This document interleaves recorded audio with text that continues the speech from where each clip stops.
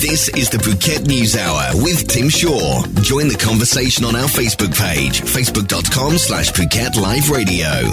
Hello and welcome to another Phuket News Hour. Great to have your company. What's happening in Cambodia and when will more refugees funded by the Australian government be sent to Cambodia? Problems for Uber, the ride-sharing group in Indonesia. Why is Japan investing so much in Vietnam? And Malaysia, will they be able to bring on the rain? All this and more here on the Phuket News Hour, brought to you by the Kids Club Phuket. We'll keep you up to date with the stories making news. We'll go to the Phuket News Centre for the latest local and national news and catch up with the BBC on the world headlines. Stay tuned. This is the Phuket News Hour with Tim Shaw. The news you need to know. This is the Phuket News Hour with Tim Shaw. The Voice of America is reporting from Phnom Penh that as part of the ongoing agreement with Australia, a second group of refugees is scheduled to arrive in Cambodia from the Pacific island of Nauru next month. Now, we reported here on the Phuket News Hour that the Immigration Minister, Peter Dutton, had met with the leadership of Cambodia in what was seen to be stalled transfer of refugees from Nauru to be resettled in Cambodia as part of a $40 million aid package and a $15 million assistance package that was paid to the Cambodian government. Now, only 4 refugees, 3 Iranian, 1 Rohingya from Myanmar, they arrived earlier, but there's new groups to be scheduled to arrive in October as part of the widely criticised deal. Now, Cambodia's Interior Minister announced that the time frame for the new arrivals this week, that the ministry is sending officials to interview those individuals in Nauru. This move comes amid even sharper criticism now that Australia has agreed to take in some 12,000 Syrian and Iraqi refugees as a result of the European refugee crisis. There should be no discrimination like this. Australia has shown its discrimination, according to a rights officer from the group Ad Hoc. This story from the Voice of America. Now, this batch of new refugees would be only the second group Cambodia would have taken in under the deal with Australia. One man in the first 4 people who arrived in June has already asked to return to Myanmar, the country that he originally fled. More than 600 refugees and asylum seekers are thought to be on Nauru. Hundreds more are in detention on Papua New Guinea's Manus Island under this arrangement with Australia. Most are believed to be from countries in Southeast Asia and the Middle East. Now, with the change of prime ministers in Australia this week, we may see a change in Immigration Minister, Senator Michaelia Cash from Western Australia, who has been an assistant within the Department of Foreign Affairs. A DFAT secretary is being potentially slated as a replacement for Peter Dutton in the immigration portfolio. We'll keep watching that story.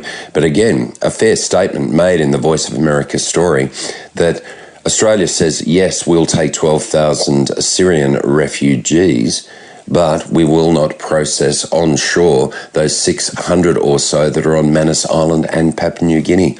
Interesting policy. More news on the way. This is the Phuket News Hour.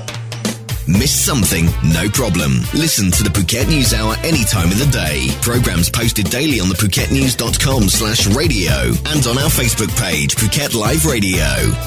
A story from Jakarta that 30 Uber cars have been seized in the Indonesian capital in recent months, a transport official has said, prompting the controversial ride-hailing app to accuse authorities of, quote, unreasonable intimidation.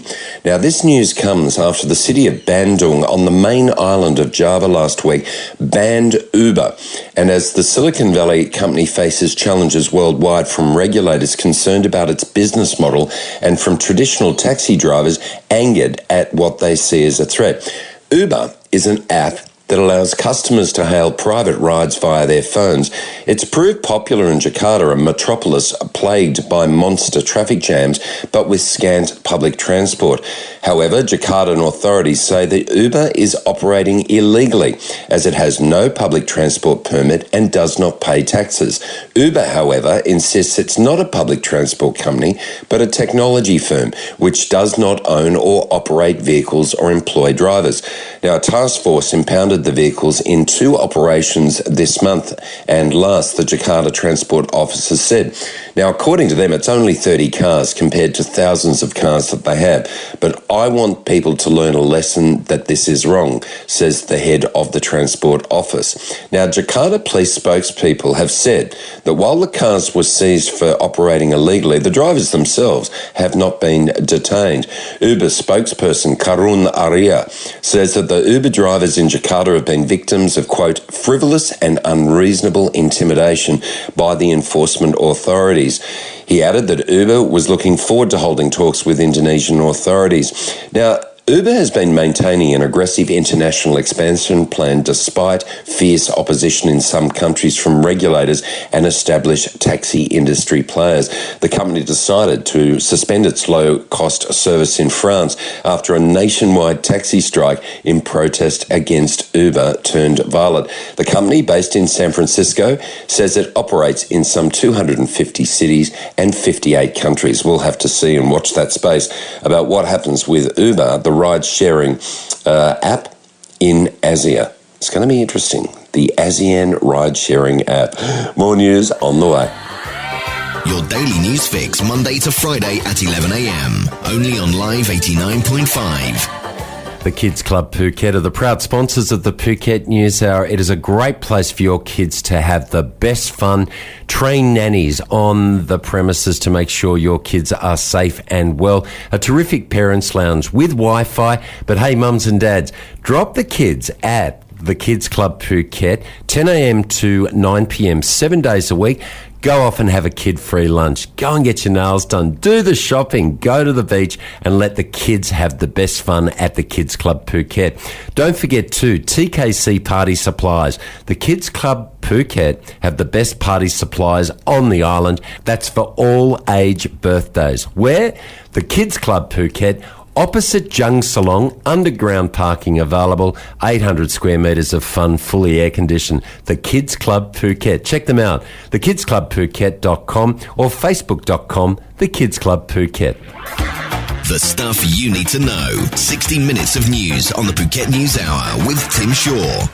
In news from Tokyo, Japanese Prime Minister Shinzo Abe pledged on Tuesday that his country will extend 100 billion yen, 835 million US dollars in loans to Vietnam to boost the Southeast Asian economy's infrastructural development as Tokyo and Hanoi aim to strengthen ties on the economic and security fronts. Now, following his meeting with the General Secretary of Vietnam's ruling Communist Party, Prime Minister Abe said Japan will also provide more vessels to Vietnam to bolster the Southeast Asian country's maritime law enforcement capability amid China's flexing muscles in the South China Sea.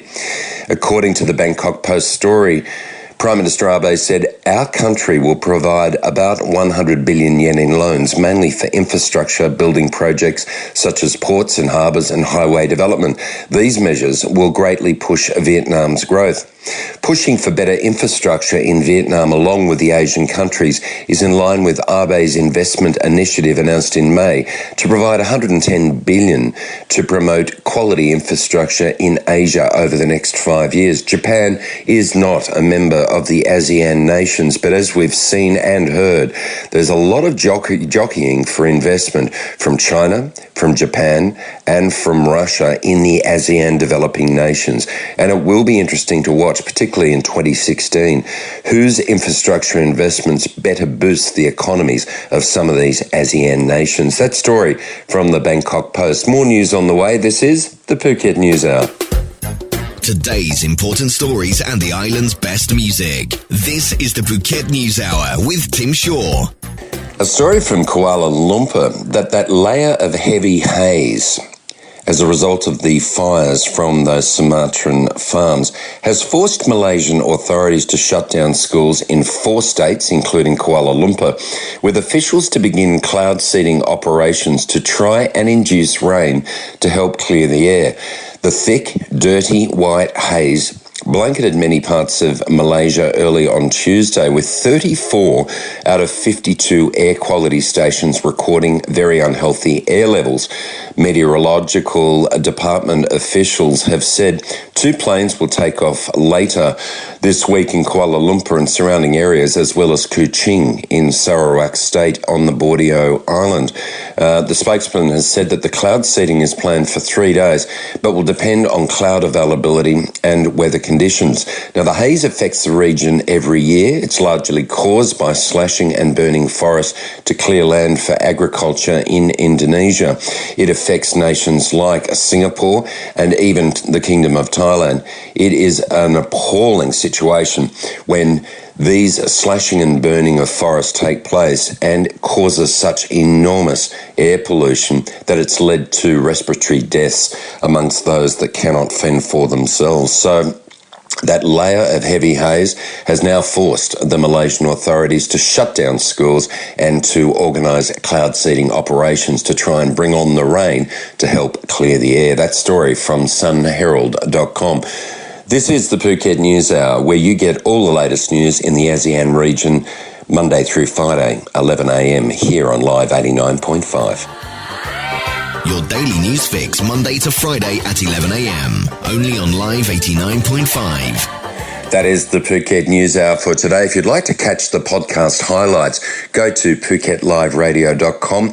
This program produced and presented by Tim Shaw, associate producer Chara Revitt, using the resources of the Bangkok Post, the Phuket News Centre, the World Wide Web, BBC, Voice of America and CNN. We make sure we keep you up to date with all the news that is making news in the region. Proudly brought to you by the Kids Club Phuket. Have a great remainder of the day until we speak again. Bye for now. This is the Phuket News Hour with Tim Shaw. Join the conversation on our Facebook page, facebook.com/Phuket Live Radio.